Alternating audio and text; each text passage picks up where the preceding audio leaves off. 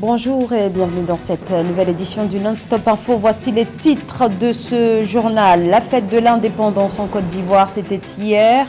Un 62e anniversaire placé sous le signe de la cohésion sociale. Les célébrations ont été marquées par l'absence des anciens présidents Laurent Gbagbo et Henri Konan Bédié qui n'ont pas donné suite à l'invitation lancée par le chef de l'État Alassane Ouattara en dépit de la grâce présidentielle accordée à l'ancien président Gbagbo. Un système de santé toujours à mi-régime au Togo en raison notamment d'investissements publics encore trop faibles, résultat des inégalités persistantes dans l'accès aux soins, situation difficile et dramatique pour les personnes les plus défavorisées. À quand l'effectivité de la couverture maladie universelle? Le gouvernement dit travailler sur le sujet.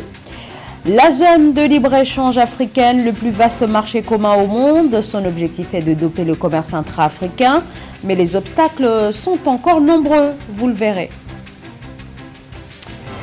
Mais d'abord, sur la situation au Proche-Orient, l'Union africaine, par la voix de son président de la Commission, Moussa Faki Mahamat, condamne les frappes aériennes israéliennes sur Gaza. 44 Palestiniens, dont 15 enfants, ont été tués depuis vendredi par les bombardements israéliens. Et après 3 jours d'hostilité, une trêve précaire entre Israël et le djihad islamique semble apparemment respectée ce lundi matin.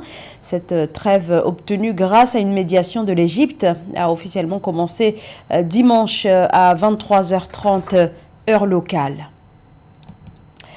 La Côte d'Ivoire a célébré hier, dimanche 7 août, le 62e anniversaire de son indépendance, des célébrations en grande pompe avec une grande parade tout au long de la matinée des forces de défense et de sécurité dans la capitale politique, Yamoussoukro, en présence du président en exercice de la CEDEAO et chef de l'État de la Guinée-Bissau, Umaro Sissoco Embalo, et en présence également du président libérien, George Weah, qui était aux côtés de leur hôte, le président Alassane Ouattara. Eugène Chema, Roberto Bogbe.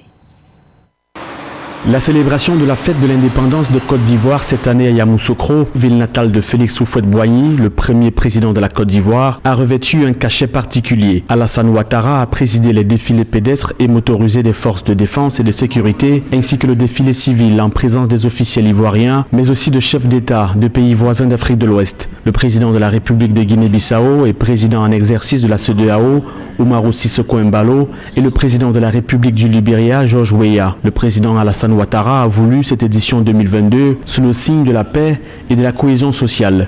Déjà une fierté d'être à Yamoussoukro pour la célébration des 62 ans dans un contexte particulier. Vous avez eu l'important discours du chef de l'État hier qui a placé cette célébration sous le sceau de la consolidation, de la paix et de la cohésion sociale avec beaucoup de mesures annoncées non seulement pour les fonctionnaires mais des mesures pour juguler un peu l'inflation que nous avons aujourd'hui.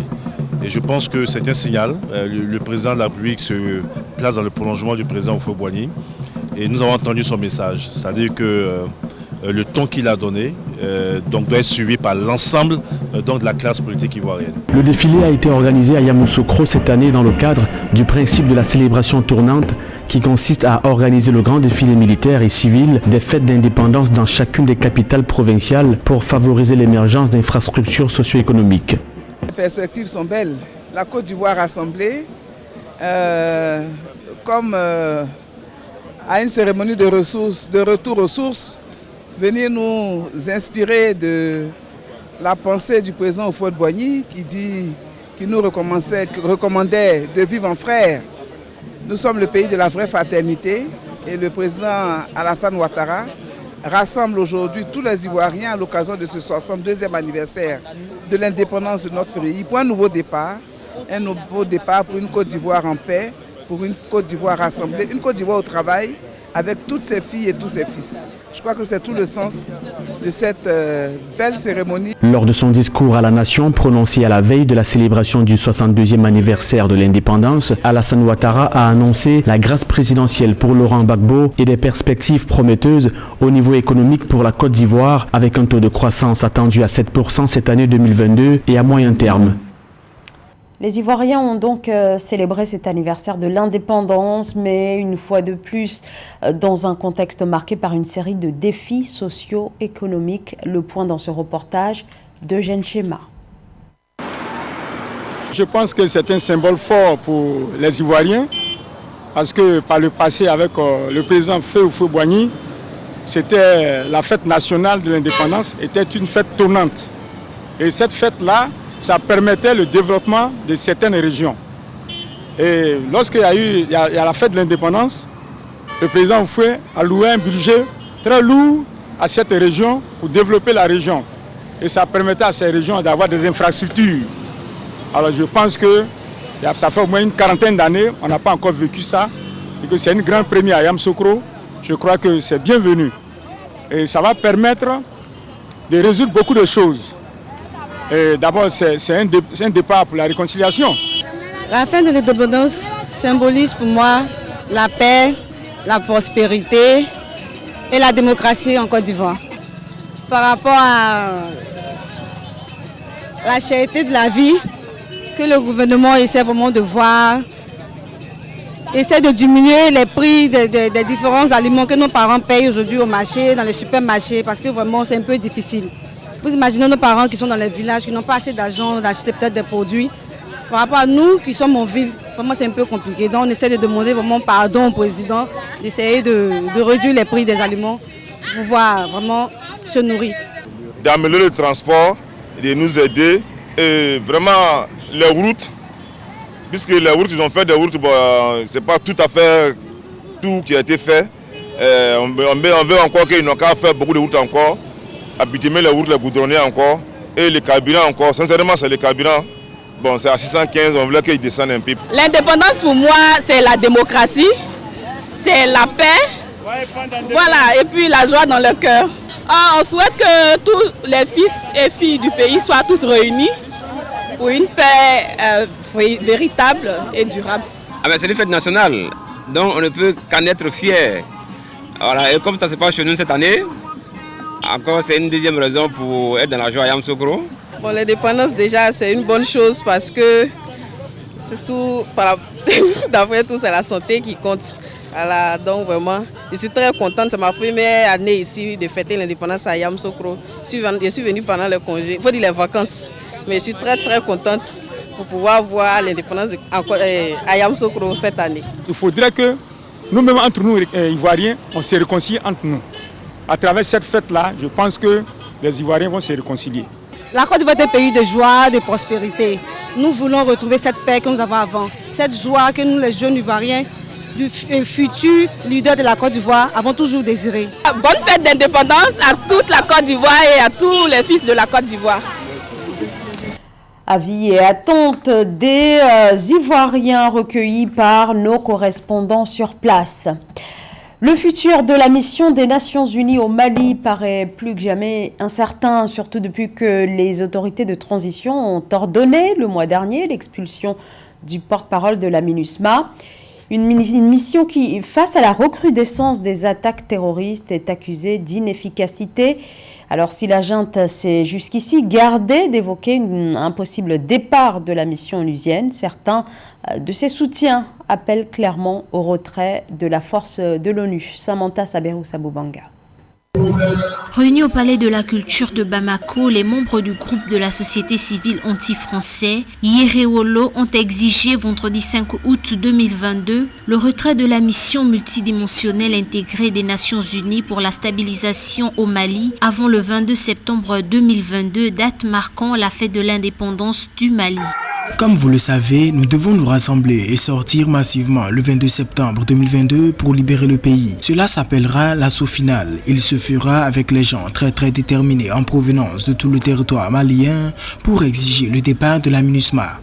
Lors de ce rassemblement, les leaders du groupe ont adressé une lettre au représentant spécial des Nations Unies au Mali et au chef de la MINUSMA en soutenant que la MINUSMA souffre de manque de vision pour répondre aux besoins du peuple malien, avant de rappeler que la mission onusienne est intervenue au Mali dans une atmosphère de haute contestation à cause du cliché négatif né des pratiques insalubres qui ont émaillé par le passé des missions onusiennes en Afrique. l'Afrique.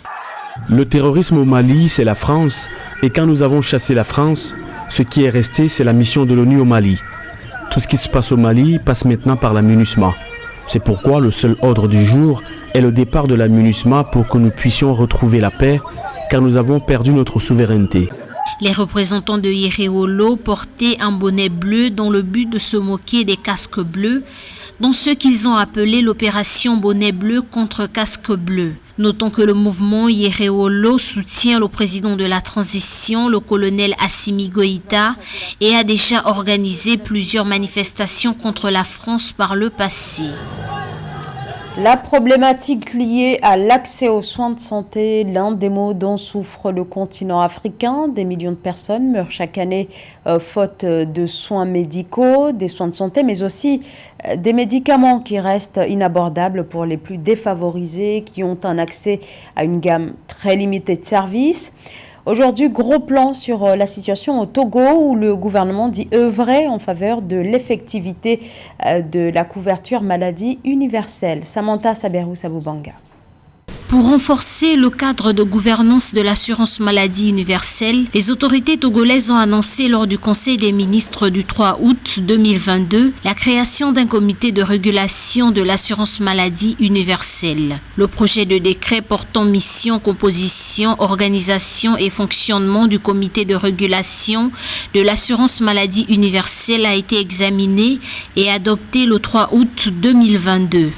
L'élargissement de ce système d'assurance aux populations les plus vulnérables vient à point nommé dans la mesure où avoir accès au système d'assurance maladie mis en place par le secteur privé est relativement plus cher.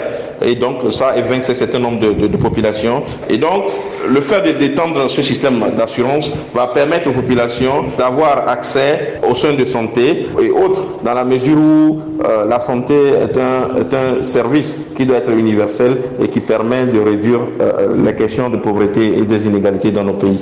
Selon le gouvernement togolais, le comité de régulation de l'assurance maladie universelle aura pour mission de donner les orientations nécessaires, garantir l'équilibre financier et contribuer à la pérennité du système national d'assurance maladie. Cette évaluation devait permettre de voir si le fait d'inclure les autres couches sociales dans une perspective d'inclusion totale va permettre de rendre ce système plus viable et d'évaluer le coût des services qu'il faut, à quelle tarification il faut offrir les services aux populations. Et vous savez, la réduction des inégalités passe aussi par l'accès, l'élargissement de l'accès des populations aux soins de santé. Au Togo, la loi instituant l'assurance maladie universelle a été adoptée dans le cadre de la mise en œuvre de la feuille de route gouvernementale 2020-2025. Le gouvernement, à travers ce dispositif, veut assurer une couverture santé universelle à toutes les couches de la population grâce à un mécanisme de mutualisation des risques et de solidarité dans le financement. Le commerce intra-africain en Afrique, les échanges entre les pays ne représentent que 15% du commerce. C'est faible comparé à l'Europe, où 70% du commerce est réalisé entre les États membres de l'Union européenne. En Afrique, il est donc urgent de doper les échanges et c'est justement l'objectif ultime de la zone africaine de libre-échange. Mais les obstacles visant la transformation économique en stimulant le commerce intra-régional sont encore nombreux, comme nous l'explique Joël Ballot. Alors que l'Afrique ne contribue qu'à 3% du commerce mondial, la mise en œuvre de la zone de libre-échange continentale africaine ZLECAf devrait contribuer à la création d'un marché continental unique. Selon Cynthia Nyasimbe Essonam, conseillère principale pour l'engagement du secteur privé auprès de la ZLECAf, l'implication du privé permettra d'augmenter les échanges intra-pays africains, estimés à 15% selon la Banque mondiale. 43 countries in Africa today 43 pays ont accepté d'implanter les règles pour la réduction des barrières à l'investissement en Afrique pour réduire les obstacles au commerce et bien sûr pour s'assurer que l'Afrique devienne une zone compétitive d'échange. Bientôt, Emmanuel, des règles d'origine dans lesquelles vont être exposés 5000 produits en détaillant leur processus, leur traitement et leur tarification dans le cadre de la ZLECAf sera disponible à l'attention des entreprises. Grâce au secteur privé, les 43 pays signataires de l'accord de libre-échange continental entendent transformer les matières premières dans les pays producteurs pour une harmonisation des prix et une traçabilité des produits manufacturés. Une initiative qui vise à lever les barrières tarifaires, mais surtout à permettre la circulation des personnes et des biens, comme l'indique Moussadek Bali, président directeur général du groupe Azalei. On nous a présenté le passeport africain sous la présidence du président Kagame quand il dirigeait l'Union africaine, mais c'est resté un vœu pieux pour l'instant. Donc, il faudrait qu'un Africain puisse voyager dans les 54 pays africains sans visa ou bien visa on arrival. Le secteur privé joue un rôle essentiel dans le développement de l'Afrique et par conséquent, revoir leur financement garantira l'accès aux outils et aux partenariats dont elles ont besoin pour jouer leur rôle dans la création d'un avenir résilient tout en adhérant à des politiques responsables et pratiques commerciales durables. Puis ce spectacle de désolation, ces tonnes d'agrumes en provenance d'Afrique du Sud qui sont en train de pourrir dans des conteneurs bloqués dans des ports européens, des fruits qui risquent la destruction alors que l'Afrique du Sud et l'Union européenne s'affrontent dans un conflit commercial autour des règles d'importation. L'UE a en effet introduit de nouvelles exigences phytosanitaires qui ont conduit à ce blocage. L'Afrique du Sud, deuxième exportateur mondial d'agrumes frais après l'Espagne, a déposé plainte auprès de l'Organisation mondiale du commerce. Et c'est la fin de ce journal. Merci à vous de nous avoir suivis. Dans un instant, une nouvelle édition de l'actualité sur Africa 24.